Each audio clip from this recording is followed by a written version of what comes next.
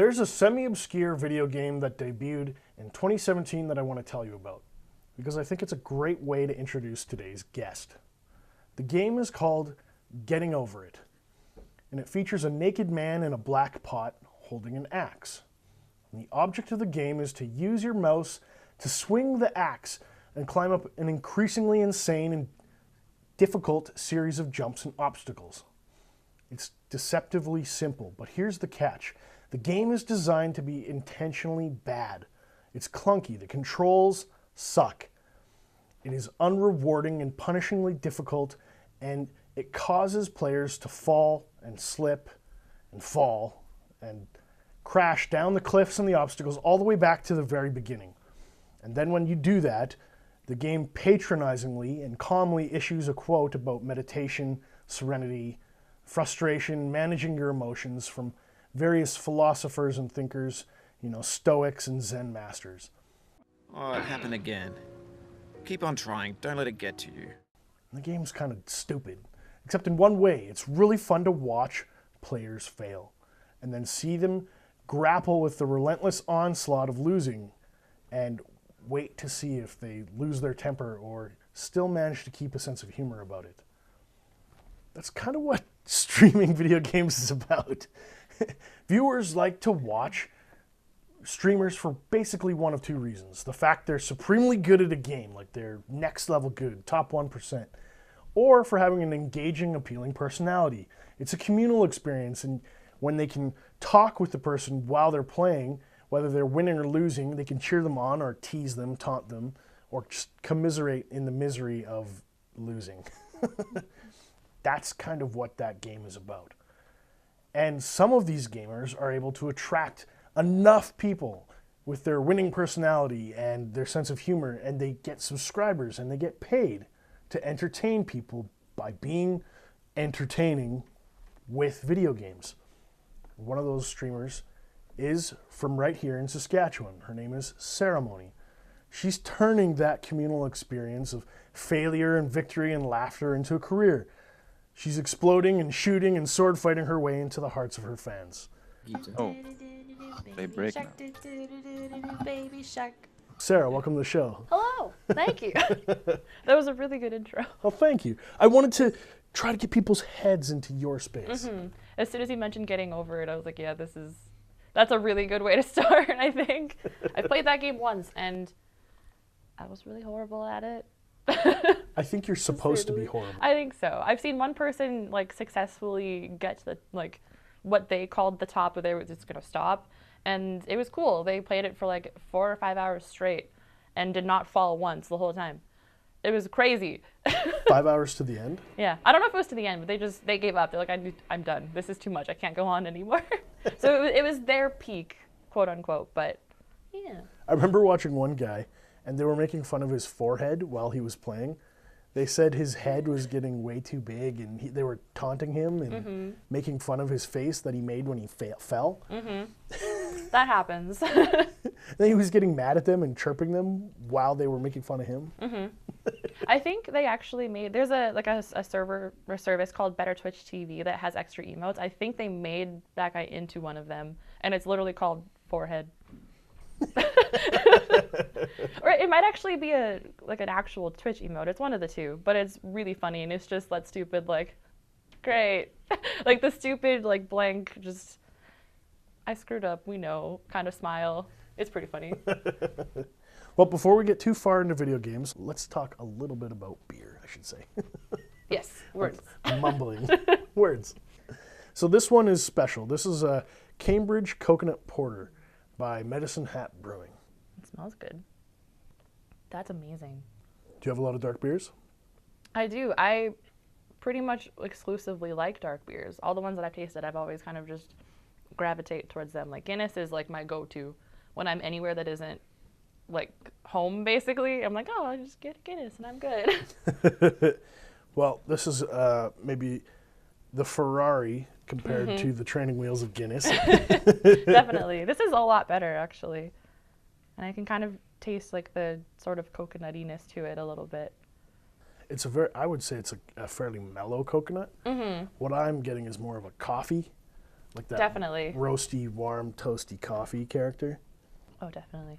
And then just like a little bit of coconut at the end. Yeah, it's like, I think of it like being a barista. We have coconut flavored syrup for our drinks that we make, and those are so sweet and very in your face, like a punch in the face of coconut. This is nothing like that. This is a lot more toned down. It's a lot better. A little more nuanced and subtle. Yeah, it's more of like a gentle tap versus a giant punch. Well, it's 5.4% ABV, and the Brewmaster Mitch, he says it is a rich, creamy mouthfeel with notes of toasted coconut and cocoa. I'm getting all that. Yeah, I can definitely taste the cocoa. He wants it to be easy drinking. Another fun fact is Brewmaster Mitch from Medicine Hat Brewing, he used to be the brewmaster at Bushwhacker. He's a good friend of Rebellion, and he keeps winning our cask festivals every single year with his brand new creations. Rightfully so, I think. Would you recommend this beer to your friends? Absolutely. I would definitely. I have a lot of friends that are really big fans of like dark craft beers, and they probably like this a lot. Deadly. Yeah. I'm glad I could introduce you to a brand new beer. Me too. I think I'm gonna probably have to come by every week now and just get some. Well, I'll hook you up with a selection of some of our stouts. I am a true believer in our oatmeal stout. Ooh. Oh, it's my absolute fave. That sounds really interesting, actually. It's not as, it doesn't have this coconut character. I would say it leans more into like a chocolate than a coffee.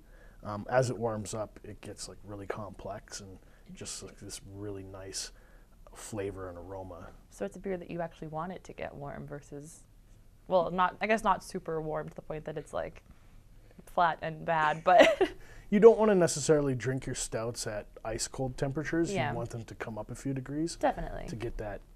It's like having a chocolate bar, taking it and putting it in a freezer. If you take it out of your freezer, a frozen chocolate bar, you're going to get a different flavor experience than if it's at room temperature. Same thing for beer. I didn't actually know that. The more you know. Yay. Tell me, how did you get started as a streamer? So I would say, I guess 4 years ago, I guess it's 2015, I used to play a lot of World of Warcraft, and I raided religiously, like 3 days a week I'd be raiding with my guild. And if our guildmates weren't on the team or they weren't in the session that night, I would stream it so that they could watch it. It was literally to like 5 or 6 people. At the most, it'd be like 10 people. And that was like a once a month thing that I was like, oh, my guildmate who can't make it tonight is going to be late, wants to still be a part of the raid in a way. And then I didn't really like it, didn't find it that fun. It was kind of just like a, okay, this is just for my friend to look at and watch once in a while. And then in 2017, in October, I went to TwitchCon with a bunch of my friends that I've met through Twitch. And I left and I came home and I was like, wow, I really, really like the idea of streaming. And I watched a lot of streamers, I still do. And I just tried it out with a new mentality about it, and it's taken off since then, and I haven't looked back, really. So when you say you were raiding, that means you were playing some end game content that requires a whole team. Yes. So raiding in an MMO, massively multiplayer online game, for those of you that might not know what that means, basically you get, like, you're in a guild, which is just a bunch of people who are playing as well that are on your team, so to speak.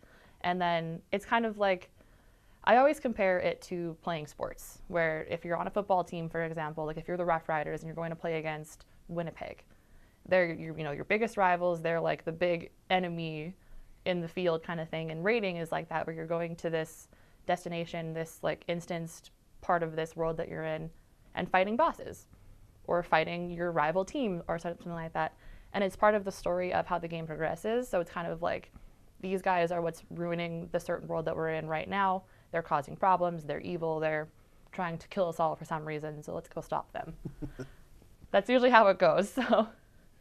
And then you collaborate, you work together with a common purpose. Yeah. And as a reward, you get items. Yeah, you get lots of gear. Well, maybe not lots. Sometimes you get 1 or 2 items per whole run, and they can range from like 2 bosses to 15 are some of the biggest ones in the game. And sometimes, like, I play a healer primarily, so I'm always the person on the sidelines who's keeping the whole team alive. There's usually 4 to 5 healers at most in a raid guild, full team. And then there's a bunch of people just doing damage, trying to kill this thing, and then there's 2 people who are tanking it and taking all of their hits one by one. It's really interesting. It's kind of hard to explain now that I think about it, actually, to those people who might not know what it is. So it's like having a special team for football with kickers. Yeah. You have your quarterback team, you have your O-line, your D-line. Yeah. Specialized teams. Yeah. Specialized roles. Yeah, I kind of almost consider like the DPS would be kind of like the, which of the damage dealers be like the O-line or the defensive line, and then the tanks are like the, let's say the quarterback. You want to keep them safe and as healthy as possible, and in that little bubble of this person cannot be touched, not be killed, not be taken down or sacked or whatever. And then the healers are kind of like the side, like the wide receivers, that kind of thing. That's how I would describe it, I think, based on like positions and like kind of like what each person has to do as a role. They're kind of like they're there as like the final stretch. I don't know how to explain this very well, but it's my go-to analogy is usually football, because people here understand football. And so out of those teams, do you think that's where the community comes to support Twitch? Like that family atmosphere, that team Definitely. atmosphere? I think it depends on the caster more than anything, because that's what my community is like. It's just like a giant family of people who are friends who've just kind of come together through, whether it's watching me play Dark Souls and die at the same boss 30 times in a row. That was great. Or it's people that are like from when I played WoW all the time who are coming to watch like, you know, what's gone on since then and make friends in the chat and that kind of thing. So it's definitely like a nice kind of community and family. And Dark Souls is like basically taking a hammer and smashing yourself in the face with it. Yeah, exactly like that. It is one of the hardest games I've ever played ever. There's no tutorial. You literally get dropped into this world and you're like, here's a weapon. I'll go kill everything. That's all. And you obviously, as you kill stuff and you get more items, you get better gear, you level up so you can be stronger. But bosses, as you get to them, usually, unless you're really good at the game, if you played it before, take a couple of tries just to learn all their abilities and their attacks and how they move around, so you can work around that and play around that hopefully without dying. But sometimes if you're people like me, it takes you 5 or 6 or 30 tries to get it right. So what games are you playing right now? What can people expect when they look at your stream? Right now, I just started playing Kingdom Hearts yesterday, and I'm going to try to finish at least the first two, like 1 and 2 in the series. There's hundreds of games in that series. It's insane. But before 3 comes out on Tuesday, but I play like League of Legends pretty regularly. Dead by Daylight is in my usual rotation, and I started Bloodborne, which is part of the Dark Souls series, but I had to kind of put it on the back burner for a little bit because I can't get past this one area, and I just need to take a break and come back to it with a fresh head. But kind of, I would say those 4 are kind of in the main circle rotation right now. But always, always, always like RPG, role-playing based story games are kind of my go-to, so. Dead by Daylight is kind of a weird game. You play a serial killer who's like Freddy Krueger or Jason. Not Jason. Jason's not in the game because they have murder their own. everybody else. Yeah. So the whole there's 4 survivors who are kind of like trying to escape this. You're like in an arena basically, and you have to, if you're playing Survivor, you have to try to activate 5 generators to power up the exit gates to get out of this place. And the whole time there's one killer. Like there's like Michael Myers. There's the pig lady from Saw. Like the cannibal from the Chainsaw movie, Texas Chainsaw Massacre. There's tons of like horror movie villains, and then they go around, they try to kill you the whole time, and they have different abilities. Like they can go invisible, some of them can just sneak up on you and surprise you without any notice. Michael Myers has this thing called stalking, where he has to kind of watch players the whole time to gain what's called the terror radius, where you can kind of hear a heartbeat as in the killer is close to you, or you can see him, or he can see you, but he doesn't have one until he's level 2. So he can literally be right beside you and you wouldn't know he's there, because he has no way to tell you that he's there until he kills you. It's really fun. But if you're a killer, you have to hook the survivors 3 times for them to actually die on these like giant meat hooks that you would see. Like it's an interesting game. Violent and it gory. really is, but it's so much fun. And I don't really like horror at all. I'm a huge chicken. I couldn't even get through like the new It movie. I was on a date when I saw it with someone who we're just friends now at this point, and I literally spent half of it with my head in his shoulders, like screaming. And it wasn't even that scary, and I understand that, but I'm just a huge chicken, so surprised that I even liked this game in the first place, but it's a lot of fun. I think it's fun watching people be scared. Oh yeah. but you're not actually the victim of it. Yeah, like one of my biggest things, like I have it's a donation alert for people who want to choose to send some kind of like tips to me for streaming of any kind, and it's $6.66, and it is extremely loud, and it's a jump scare of Dean from Supernatural screaming.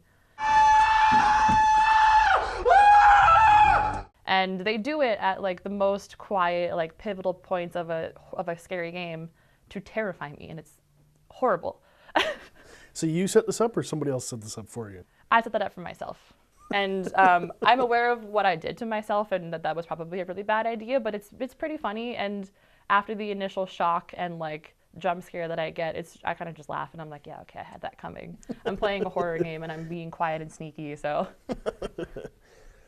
So you've been streaming on and off since 2015. Mm-hmm. Turned into a pro thing in 2017. Is it changing? Are you noticing a sea change or a culture shift towards Twitch?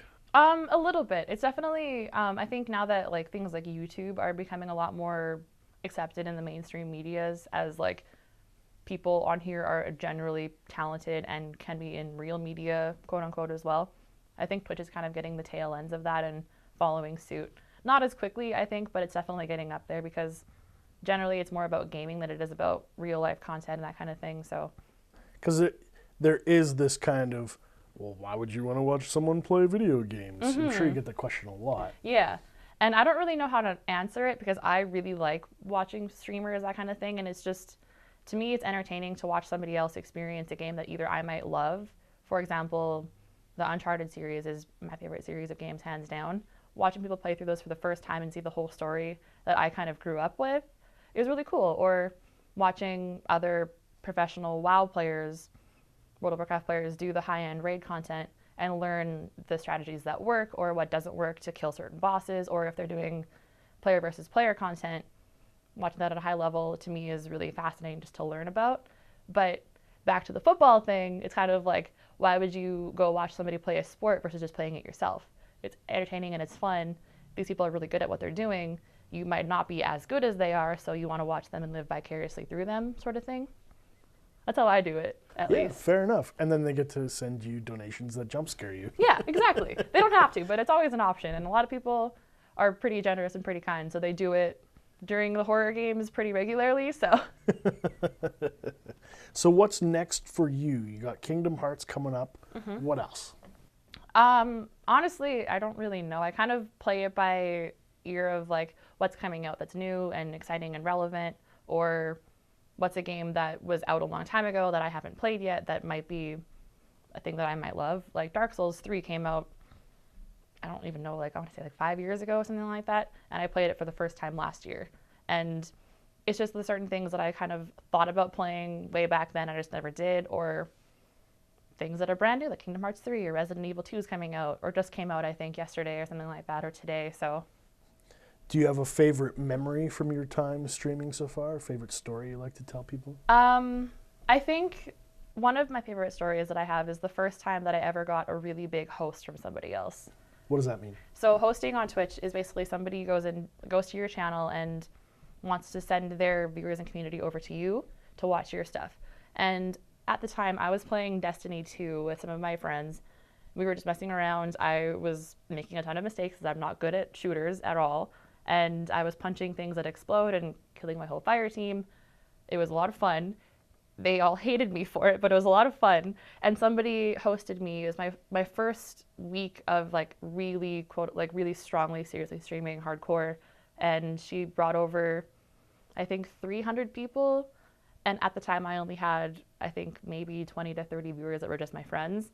And that was really cool because it kind of opened up a whole new world of what really could be out there as far as like when you find smaller casters and when you're a big established streamer with tons of viewers and you kind of give back to the community of just starting out, or if they're smaller or they're just having like an off day or whatever else, you can really make someone's day turn around a lot.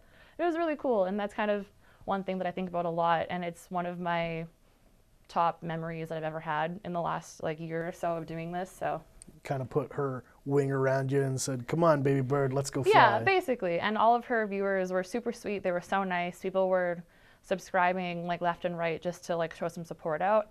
And a lot of them have stuck with me, and they come back every day that I go live. So it was really cool. Okay, I'm sure you get asked this all the time, but being a female gamer, do you run into a brick wall, or is that kind of over now? Is that like a 1990s thing of guys being like, whoa, female gamer, just pretend? I think there is definitely still that, depending on what game you're in. But I don't get that a lot anymore. I used to, but a lot of people look at like girls on Twitch who stream, and they're like, oh, you're just like, what they call it, the word is they call you a thought, which is basically like a very derogatory way to call you like a whore or something like that. I don't know if I can say that on the podcast, but and it's just it's an insult, because if you're a girl, obviously you didn't earn what you're doing. You used like your boobs or your body to get to this point. You're not earning it by being just a good caster, a good video game player. That's what they're alleging. Yeah, but a lot of the time they do it, like there's people on the platform who definitely do that, but they use what they have to be successful, just like anybody else does in any other industry. And like if you look at like an actress or an actor, they would use their body, if they had a good body, to get more high profile roles in movies and stuff like that, versus on Twitch it's the same thing, but on a smaller scale, full of a lot of unfortunately closed-minded people. And it kind of trickles into all of the other female casters who might be wearing bunny hugs up to their necks, and you literally can't see anything but their faces, basically. But it's like, oh, you're a slut, you're a whore, all this stuff. And I'm like, no, I'm just playing Skyrim, like, have a nice day. So what do you do? Do you just ignore it? I used to try to ignore it, but it would really, I'm pretty sensitive, I find, which is kind of a taboo thing to be in this industry in the first place. But it got to me a lot when I was first starting out, and then now I kind of just play with it, and I'm like, oh, okay, so why do you think this? Why on earth would the fact that I'm wearing like a hoodie or, a t-shirt make you think that I'm this kind of person?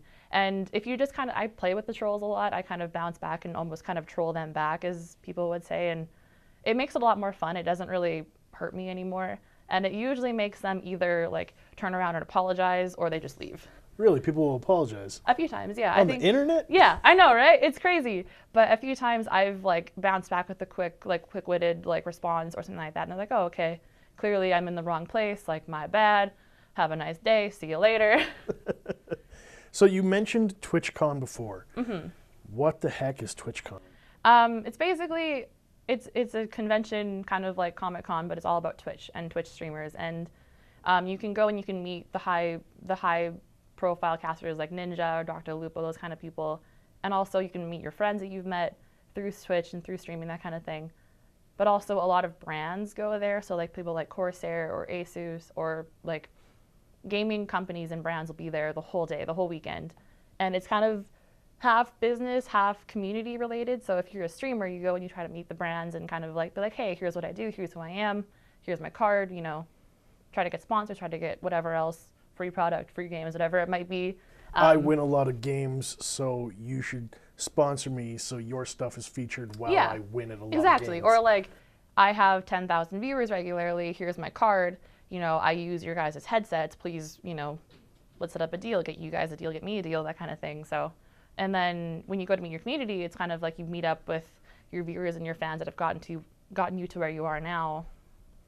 So it's kind of like Nike walking up to a football guy and saying, hey, wear our shoes. Yeah. Walking up to a basketball guy, wear our shoes. Exactly like that, and yeah. And then everybody goes, my favorite basketball player wears my shoes, wears those shoes. Exactly, yeah. So a good example is someone that I watch, her name is Lindsay. She used to be on the Counter Logic gaming stream team, and they were sponsored by a company called Corsair, who does headsets, keyboards, mice, and PC parts. And she had a whole deal from them. She got like a full peripheral set from them. And I didn't really know about Corsair prior to that. And I went out and I bought a headset from them, and I have a mouse from them now, and I'm getting a keyboard soon. Like, I really, really love the brand now, but I didn't know who they were prior to watching her. So it's just like that. And now the people who watch you are like, oh, maybe I'll get one. Actually, yeah, I've had a couple of my friends like, oh, so I got your headset and I really, really like it. And I'm like, cool. Too bad they don't sponsor me. That would have been really cool to kind of give them a little push like that, but. That's like me talking about craft beer, trying to get people excited about beer, or maybe going down the street to Caliber Coffee, you got to drink this really good Caliber coffee. Yeah, But for you, computer parts. exactly. Or headsets or gaming chairs even. Like, there's a ton of different options out there. So Gaming chairs seem to be a big thing amongst casters, I've noticed. they're really, really comfortable, and they're kind of like, they're called racing chairs technically, because they would be what you would see in like a NASCAR or in those racing games in arcades. They're that like sleek kind of like design with the wings on the shoulders, that kind of thing. And they're so comfortable. They're usually pretty pricey, but they do last forever. So they're really nice. And I've had mine, I've got a DX Racer, and I've had it for just over a year at this point, and it still is like, it's brand new still. Are you getting paid to promote these products? on No, this I'm not, I podcast? swear. I just really, really like these brands, and I use them consistently, and I've just found things that I love that work for me, and it's just kind of the examples that I have are the things that I use, so it's all I got to go off of. But yeah. Well, I want to thank you for coming on the show today. Yeah, absolutely. This is a lot of fun. I get to drink beer before noon. It was great. Rebels, thanks for tuning in this week. If you want to find the latest news about Rebellion Brewing, be sure to check us out on Facebook, Instagram, and Untappd. I'll post all the links to Sarahmony stuff in the show notes. Thank you for joining the Rebellion.